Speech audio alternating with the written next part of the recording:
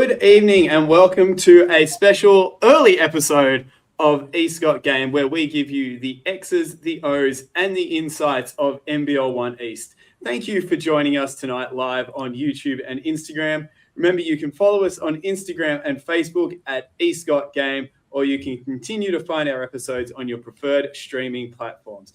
And while you're there, check out Cut to the Jace, a podcast featuring current Bankstown Bruin Jason Kadee, and It's a Cold World, a podcast by WNBL champion Bet Cole, both brought to you by basketball.com.au. And tonight we have a very special guest. It is all Sutherland all the time tonight because we have Sharks star forward centre, Liv Douglas. Liv, thank you so much for joining me. No, thank you for having me, Lockie. It's, I know I've got some notes plans, and thank goodness we do, because otherwise we'll just talk about the Sharks all day. What I do every Saturday, so don't really change things too much. And you are fresh off a win for the Sharks against the Central Coast, which we'll get into a bit later. But after a few losses in a row, have to be happy with that. Yes, relieved. Yeah,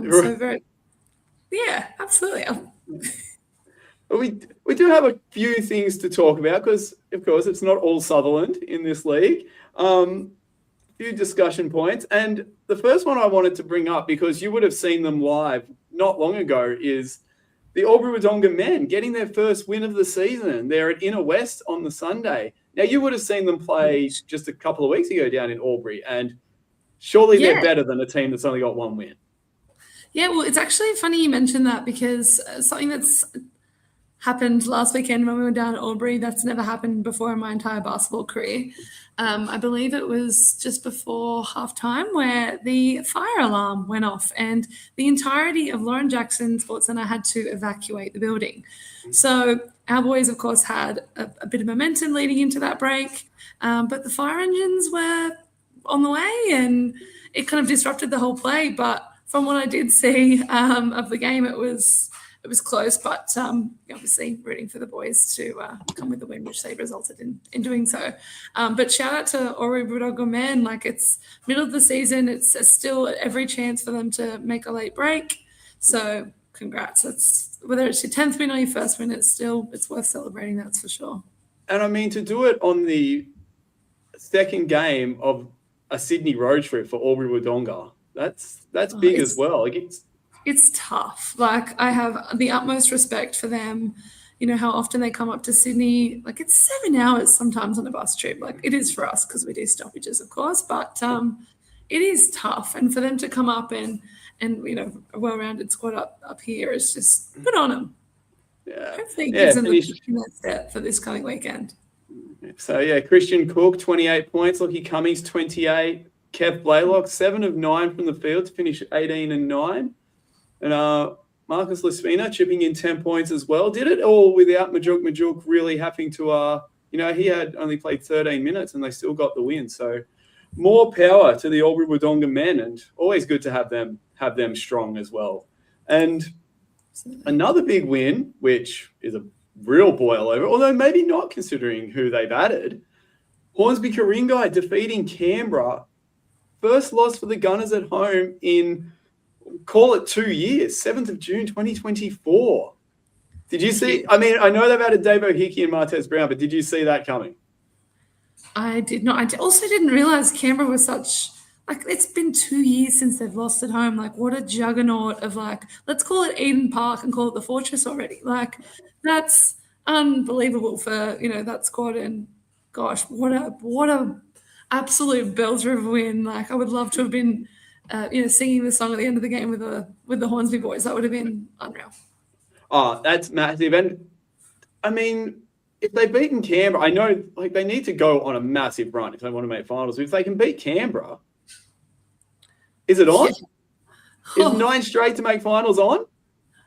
I think, honestly, this men's program this year, no game is an easy game. There is just so much depth. Zero chance of someone just going, willy-nilly into any of those games, but anything is possible, especially, as you said, the 2 new additions. Dave Hickey is respectfully a freak. He just makes magic happen. I think that is the best way to. I mean, look at who. I mean, the Spiders. I think they do play Canberra again very soon. Yes, they play them back to back. They play them this Sunday before taking on the Sharkies. So the Sharkies will have to be on their top. Absolutely, and I think Canberra next round technically, they do the midweek home and away flip, which that's a huge kind of ask as well. Like you've got 3 games in a week, and you go from Thursday playing each other at the AIS to then having a home game the very next day against 2 very talented sides. Goodness gracious, strap yourself in, Lockie. It's going to be a whirlwind. I mean, that Canberra COE thing they do just before the holiday weekend is. I was talking to Nikki Warner about it after, because obviously she's from Canberra, and she was saying no one wins both games. You always drop one. It doesn't matter how good either team is. You always drop one. Yeah, and it's on top of that, it's not just a weekend game, in respect to those who do work weekends, but for those full-timers who've been slogging it out all day, whether they're on their feet or they're like me and work a desk job, it's hard to get up, for those games in the evening, let alone back-to-back. But obviously the AIS kids, or the Centre of Excellence, as they're now called, maybe have a bit of an up there. So huge. Yeah, and you slotted something into the notes. Nicole Munger, 35, 8 and 5. And I thought this was very good that you mentioned that, particularly this, because just she brought Newcastle back. They were trailing to Illawarra with Mia Heidi in the lineup. And absolutely. Nicole Munger, because when she came back on a couple of weeks ago with 4 fouls against Sutherland, she put the team on her back. Yes. And she did it once again. Is she just the most clutch player in the league? Oh, I mean, well-deserved of player of the week in this instance. I think Illawarra are really getting some momentum, and they've got a lot of close games that they've been a part of, but maybe dropped off in the end. And for her to get 35, 8 and 5, I just thought that was pretty incredible. Looking at the box score, they were down by 7 going into the 4th quarter. I know historically Newcastle never say never with that side, especially with Nicole Munger at the helm. Rewind back to the 2024 grand final. Trauma, I know, strap in, Lockie.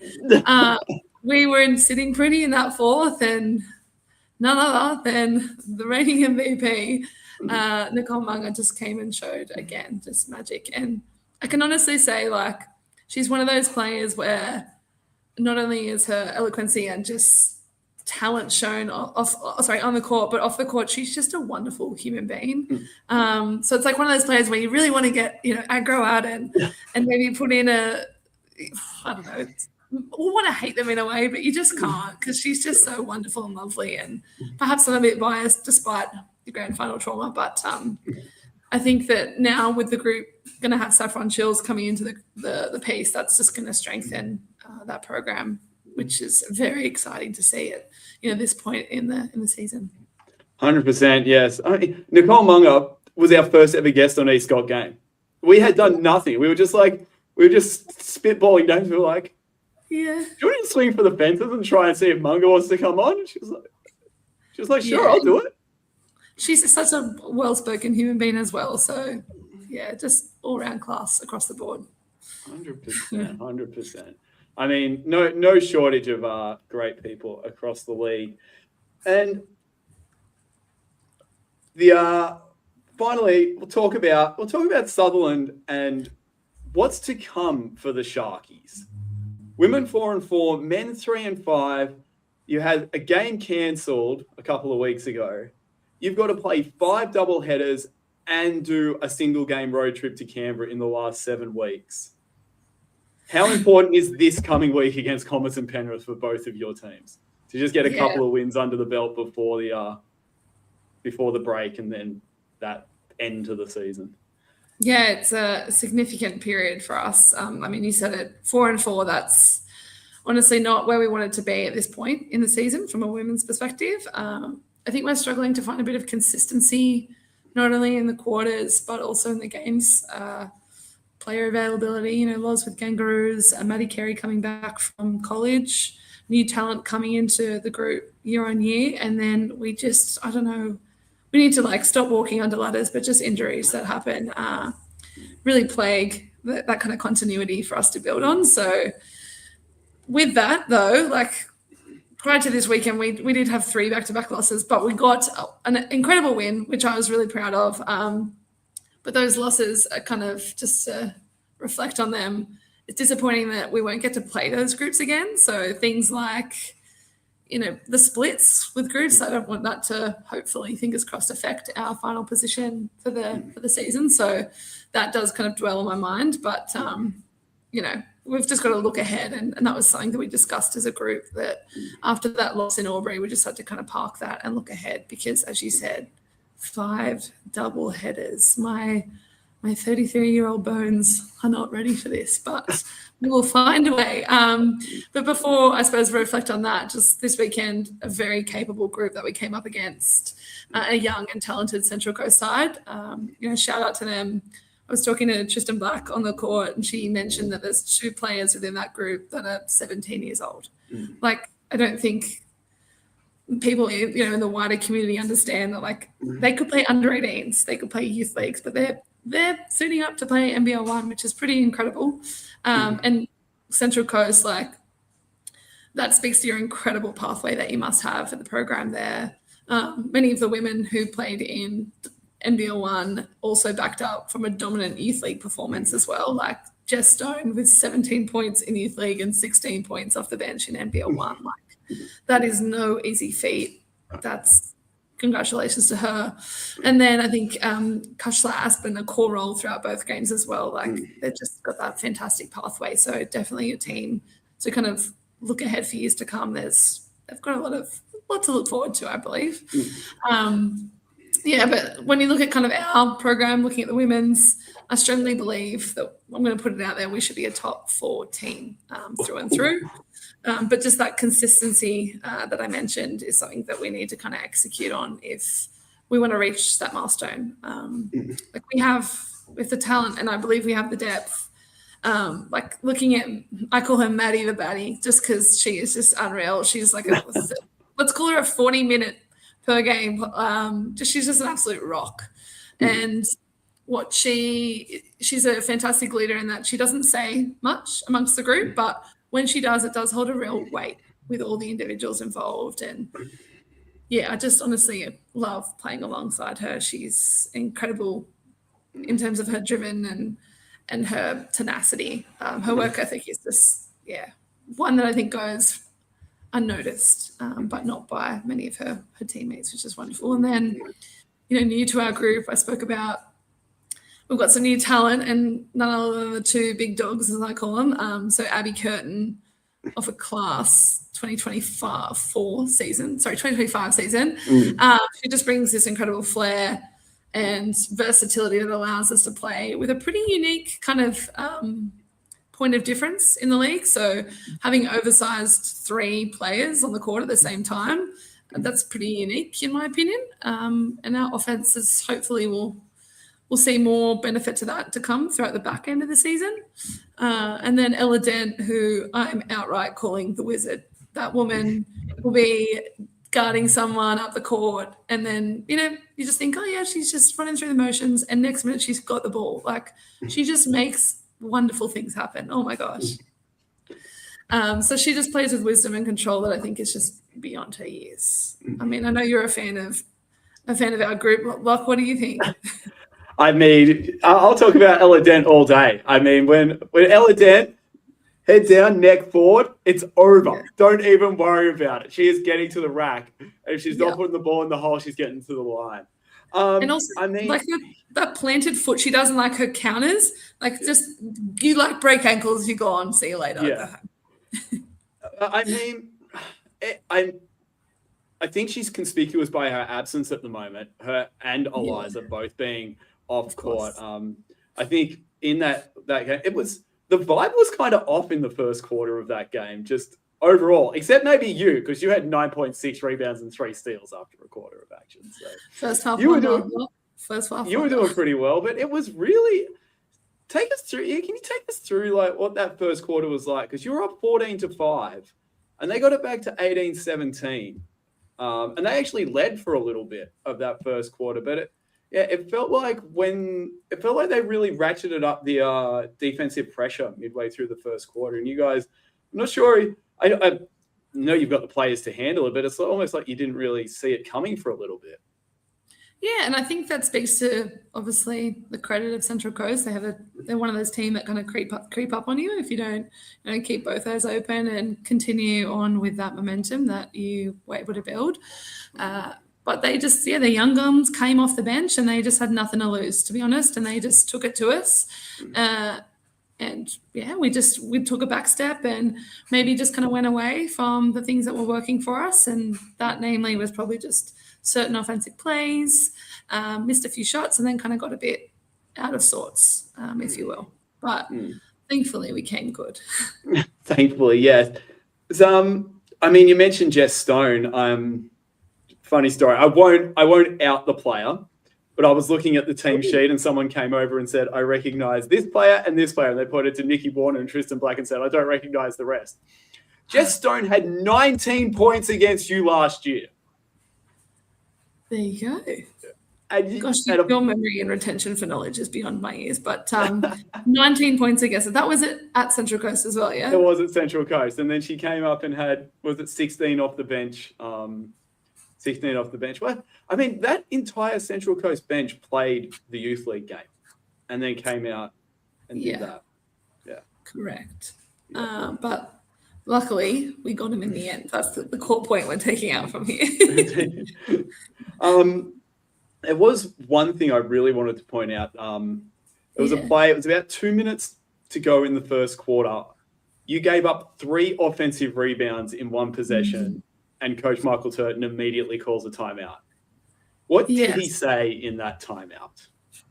I think that's probably something that it's not new to our group, in that just that complacency. And I think that's probably why he immediately called a timeout, because that's something that we've really been focusing from a holistic kind of KPI, I guess, if you will, for the group. It's more just like having that kind of pride in what we do and not allowing another team to just get those rebounds so easily. Like, it's such a simple thing when you look at it in hindsight. Just get your body in front of your player, box them out, wait till we get the ball, and then we run. But I think some people, I don't think it's unique to our team either. We get caught up in, what's the next job, without focusing on the job immediately at hand. So that was something that, yes, has come up. And with all due respect, it was a bit of a heartbreaker in the men's game that finished in overtime, where I think the 2 last trips that Central Coast took to the basket, we gave them 3 attempts in both instances, which unfortunately landed us in the L column for the men's game. And it perhaps is something that we both need to sit down and have a chat about. But I don't think it's an ongoing issue. It's just something that fatigue comes in, and we just, as I said, we focused ahead when we haven't got the ball at hand already. Yeah, it was very noticeable. Fortunately, they didn't score off that particular possession, but yes. But other teams may. It's something we need to fix. I mean, how do you play when you're missing 2 ball handlers like Ella and Eliza? If you miss one, you lose one, and your rotations get a little bit out. You lose 2. Is it really changing? Does it get to the point where it really changes how you're going to play? I mean, we're in a position where we're quite lucky, our versatility, and as I said, that depth. So Geordie Dewhurst, I think, did an excellent job in terms of kind of filling that void. Loz playing out of position, playing point guard. I mean, what can't that woman do? She can play 1 through to 5. So there's never a doubt, I think, in a lot of people's minds. And funny enough, I think that is our teammates. So that was really great that we were able to have her available for that game. But I think that looking prior to the week against Albury, where we were, again, down 2 point guards, that not having Lauren in the piece, that really did hurt us.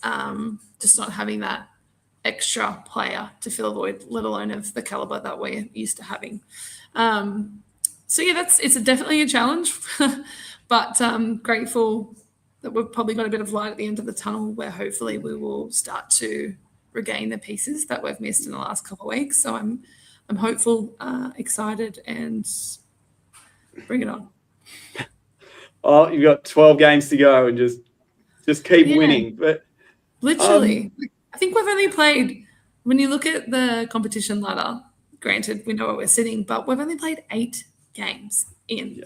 Like, we're still finding our form when many other teams have, I think North have played 12 games. It's like 4 extra games, which is mental. Like, granted, one of our games got cancelled because the bushfire I think it was backburning in the national park, and there was just the stadium turned into this hazy cesspool that, an asthmatic would just feel. Well, you don't have to be asthmatic. Don't worry. I mean, just OH&S, absolute nightmare. So 8 games in, we'll just have to find a way. We technically have done in a lot of instances, so I have every faith in it. But this weekend we've not played a single doubleheader today. It will certainly test us. I have every faith in our group though. Like, we love a challenge. Like, looking at last year's group, we went down to Canberra. We had Canberra Gunners, and then the next day we had the COA group, which went on to be, grand final contenders.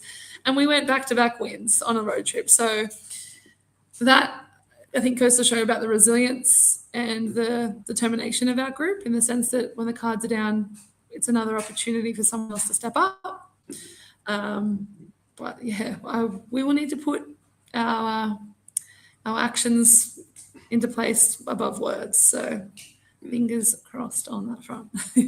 And tying that back to the game at hand, after I think you had a slow start to the second quarter, but you really ratcheted up, especially the intensity on offense in the second quarter, and you got up by 16.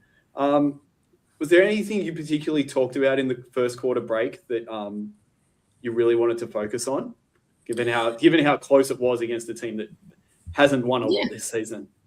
Yeah. I think that probably a focus at our groups looking ahead is just honestly court spacing. We have so many powerful players with talented abilities to score high points that I think maybe we just get a bit too excited, and we congest a space that we just got to let certain individuals play, and then our turn will come. And that's not by any means a deficit of the ability of a player to just kind of not want to contribute. It's more just like knowing our roles within the group and the time and the place to kind of have that opportunity for everyone. So court spacing, because then if we're congesting the whole lot, then geez, it's easier to defend, isn't it? So we're looking at a few new things in the games ahead, a few new different looks as well as a group, which I'm excited about. But I have every faith in our kind of coaching group that if we're falling short for whatever reason, or we'll definitely be pulled into line, or given a new opportunity to kind of find where we can kind of get more points and find our groove. I mean, I think one thing there was there was this period in the game where Abby wasn't getting a lot of opportunities, like shooting wise, and you sent her and just got her in there posting up in the second quarter. And I think that speaks to her versatility. What's it like playing alongside someone like that, where you can go, oh, she's not getting her looks this way, let's give her something else? Yeah, I mean, I think that goes back to something that I mentioned earlier around like having big 3 players. Like Abby would slot in. So looking at our starting 5, having Maddie, Abby, and I on the court at the same time, Maddie or Abby can slip into that 3 spot, and there is more often than not a mismatch. So we're just creating new opportunities for Abby to go one-on-one, which she is unbelievable at. Another, speaking to her ability is, you'd think that after years of either matching up on her or even at trainings week to week, I'd figure out what she's going to do, but she's just unpredictable in the most beautiful way. Like, she's just got so many different tricks in her pocket. You never know what she's going to do. So one of those instances where I'm glad she's playing on our team this year. And when we're suited up and ready to go, I don't have to worry about it. But when you're on her team as well, it's it's just kind of, I think that a lot of us have kind of had to understand that that's how she likes to play, with that space and that fast pace, catching on, and hopefully we'll learn to do better to get her those opportunities, because she is a very talented player and just a great human being. And I think that's the second great point, is great human being as well. You know, yes, she only had 13 points, but I don't think she's going to care because she won by 24. Yeah, I mean, there are games where perhaps that she might look at that as, you know, a small outing, but I think when we look at the opportunity that we got to put on our development players and for them to have a taste of the action, you know, one of our girls, Evie Gooding, scored her first points ever in the NBL 1. So maybe it's just my veterans approach to things that, like, if you didn't get those normal KPIs or milestones used to hitting, like, it's such a beautiful thing to give that opportunity to someone else who is able to experience a round of firsts in this competition. I'm not saying that's how she felt that way. She's amazing in the change room post-game regardless. But, yeah, it's just we've got such, again, talented group. It's, yeah, we can pass it to anyone and thankfully get something out of it. It's just finding our groove. And speaking of, development players, and a player who wasn't, I'm not sure she was even considered on the roster at all at the start of the season, but getting first quarter minutes, Jasmine Bates. Yes, Jazz, a player who I have been saying for probably about 2 years now. Why isn't she at our trainings? Where is she? She needs to be here. She's ripping it up at local comp. I would know it because she's marking me, and I hear all about it. But you know, she's getting an opportunity that I think is just well-deserved and very much celebrated by the group when she was invited to come train with us. She's just quite achiever, one of those people who can creep up with, you know, a double-double here or there. I fully expect in years to come. And I think in the next kind of 12 months, we'll see her playing more of a role within this group, which is really exciting. I think, was it last year or the year before, she got the Sutherland Sharks Senior Rookie Player of the Year. So definitely a young, bright future ahead of Jazz. She's just wonderful and such a quietly spoken human being. Yeah, she's in a group of ours that is full of very robust personalities. It's good to have those sweet kind of introverted people who just quietly work away and get some great results when they're on the court. Have you kind of taken her under your wing? I did notice that she subbed in for you for her first minutes. So yeah, no, I'm not I like to think I'm not an ego-driven person. Like, I'm not, this is my court, that's never going to be somewhere I look at it. I see it as an opportunity for the younger gen to push me out, you know, make me a coach or, you know, another opportunity for me down the track. But no, I'm proud and I love this club, that I just want good things to happen, not just for the years I'm here, but part of its legacy as well. So I wouldn't say take under my wing. I think that this group is very capable of, across the board, providing her with development and opportunities to grow. It's not just explicitly to one person, but absolutely I would love to help any of our players build and get better throughout the years to come. I'm not going anywhere though, Locke. I would hope not.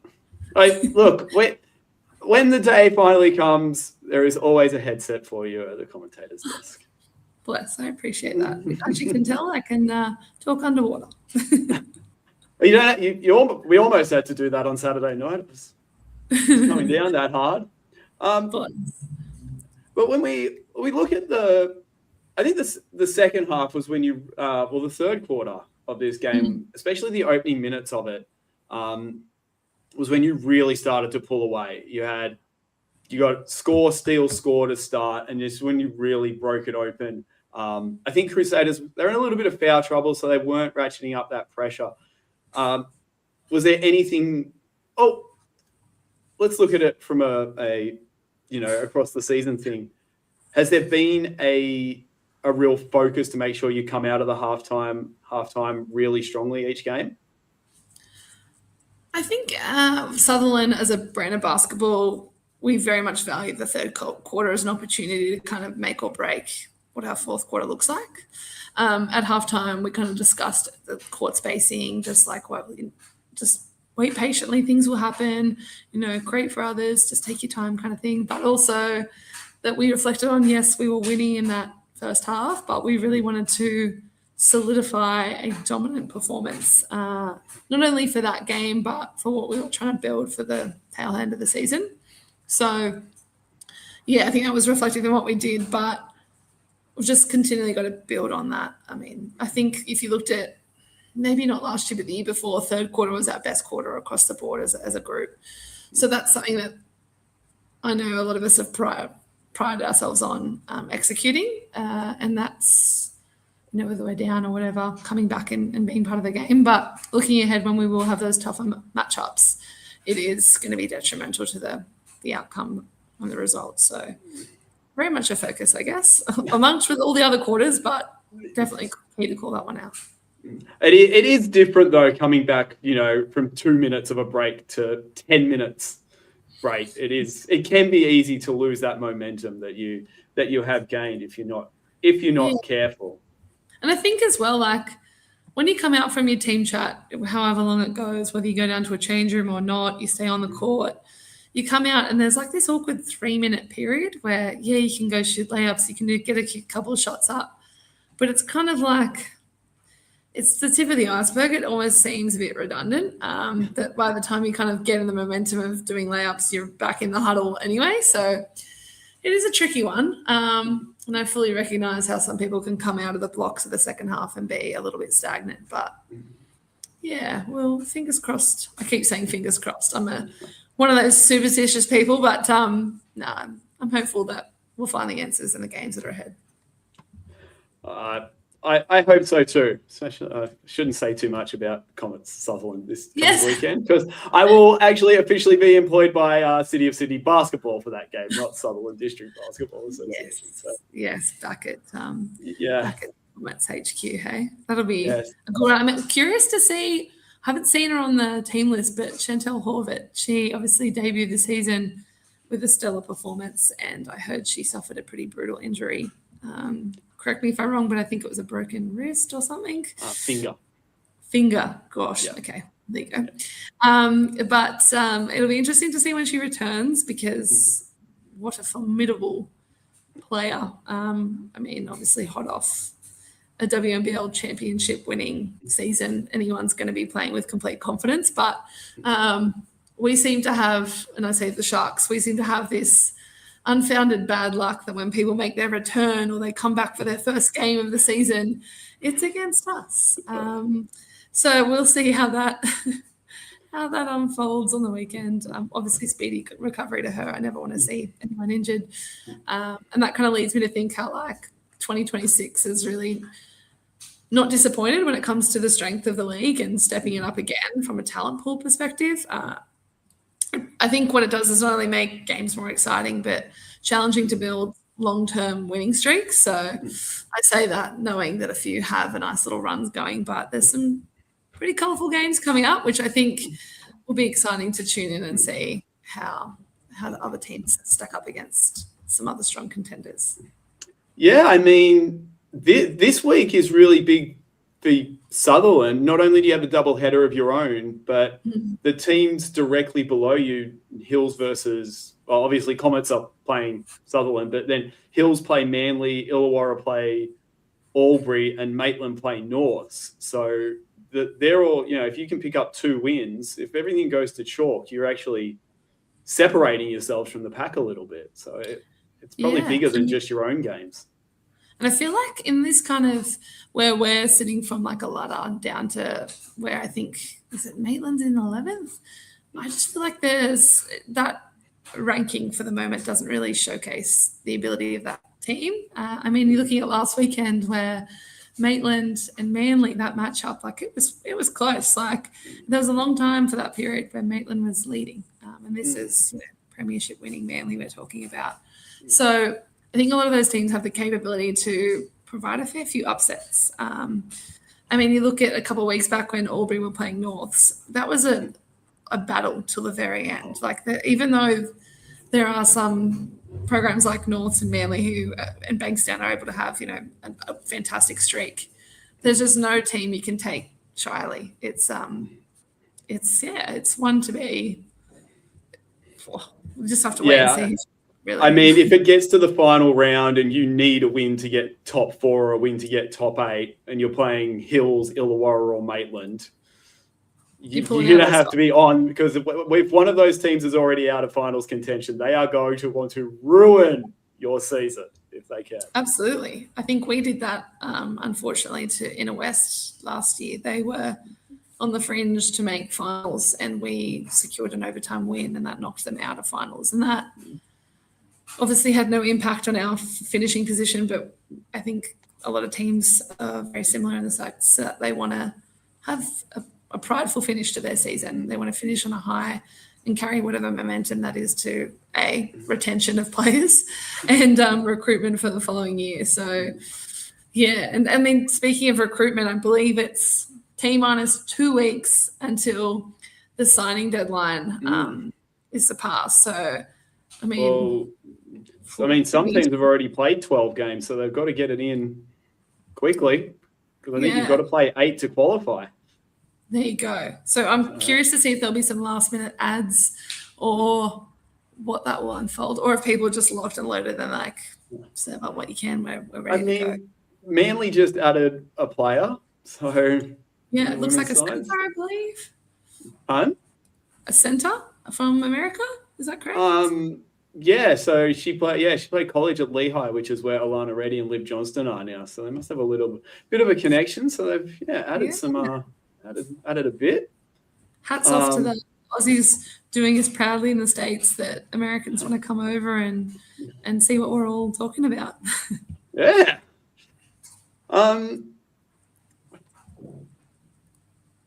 But I mean, you talk about you being out of finals last year, and I hate to mention it, but there were some games you should have won even before Loz was there, that if you'd won them, you would have made finals. Does that sit in the back of your mind a little bit this season? Like, can we just not drop games we should win? Yeah, thank you for that polite reminder. Last year, I think it was the first year that I think the women's senior program hasn't made finals in the entirety that I've been involved. So it hurt. In that regards, no one wants to experience a first like that. And to be honest, there have been games this season where we've already gone, gee, we should have just got that one. Namely the Newcastle game, we were in that. Unfortunately didn't occur. And then things that are out of our control, just we think we're going to have a full squad and then someone gets roped for physical well-being, or the physio have said, nah, let's park that. And then your group of 10 turns into 8 and you've got to, source from a very, willing to step up youth league squad. But it's just very tricky. I think that's probably an ingredient in our recipe we're yet to kind of consistently find the ability to just go, right, park it, let's go, move on, bang, this is how we are. I think we're not unique in that sense, but when someone finds that ingredient, geez, you could bottle it and sell it for absolute fortune. But I think it's what makes this experience and this challenge exciting, is that we don't have all the answers and we're still trying to find it. If we were to just beat teams by 50 every week, that would be great, but would it still have that kind of same exhilarating, arousal to it week in, week out? I don't believe it would, but I could very well be proven wrong in that regard. I mean, you're right. It probably would be harder to get up for games each week if you were just rolling through everyone. I mean, no one's really doing that this season. There's teams that are winning a lot of games, but no one's belting everyone every week, which is very good to see. Take this back to Maddie Norris, because Maddie. Sorry. You mentioned how good a leader she is, 35, 40 minutes a night. I thought Central Coast played really good defense on her, and she didn't manage to get a made 3 until really late, and it was a deep one. But she did well in other ways. I think she was 5 of 8 from 2-point range, and then that 1 of 6. In a game where the defense is doing such a good job against her, just how good is it to have someone like that who can just, when her main option is taken away, can do things in other ways? Oh, she's, yeah. As I said, I love playing with her. And I think that in reflection on last year, even though our group didn't get the results on the board, it landed her an opportunity, I think a well-deserved opportunity from Guy Malloy in stepping up and getting a Flames contract. She, as I said, I've spoken to this earlier in the episode, in that like her just work ethic, like she worked full-time in a challenging industry like accounting, you can't fluff those numbers, and then was able to play full-time for the Flames. Like that is incredible. Like the tirelessness, the fatigue that would have set in. I take my hat off to her and definitely respect her for being able to manage both and balance out both. In our group, I could talk about her all day. Like she's marking her at training. Gosh, she just, what she can do, but she just whips out another trick and it's like, oh yeah, I forgot she can do that and that. So it's always a challenge, but I think that her ability to just, she can be inside, she can be outside. All but running, fast breaks is probably within her remit, and I think I can say that safely because we do joke about that. But yeah, she's just incredible to be able to sustain that level of efficiency for 40 minutes. Kudos to her, and very proud of the player that she has developed herself into. And the final score, 88-64. Representative of the game, do you think? In ways, yes. In others, no. I say yes because that second half we really charged with our momentum and kind of kept with it. But in looking at it, like that, as you said, that first quarter, the second half of it, it just, they're able to rally. Like I don't think anyone should write off Central Coast, and that was very much part of our pre-game chat, that they can just come out, you blink, and they put 10, 12 points on, as they did. A young, tenacious group. Yeah, there's so many young, talented players within this competition that I think that applies to, that you just can never sleep on the East. Oh, she said it. But yeah, looking ahead, strap in. I think there'll be some upsets.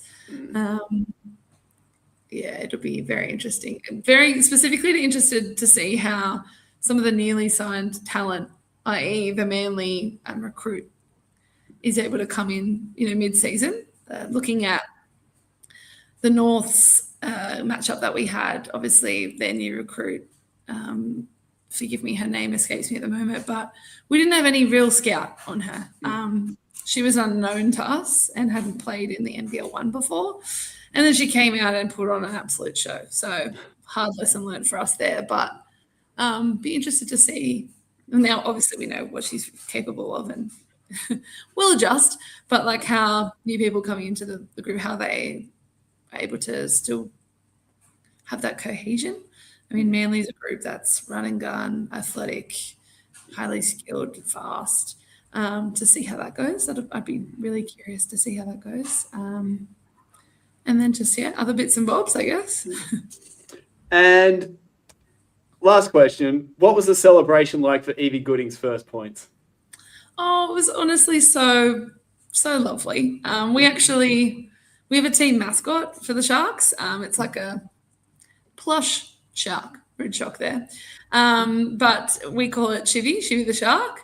And Evie, I reckon she'll get it this week, but we are all in absolute awe. It was part of our team game kind of reflection post-match where we were all kind of all off our feet cheering and just overjoyed for her. And when we, sing our team song that we have, it was just, a really nice feeling. Just that's her first point scored in an NBL 1 game, and it was a win, and just the vibe was on. Like, I hope that's a treasured core memory that she's able to kind of take in and look ahead and want to score more points for us in the games that used to come.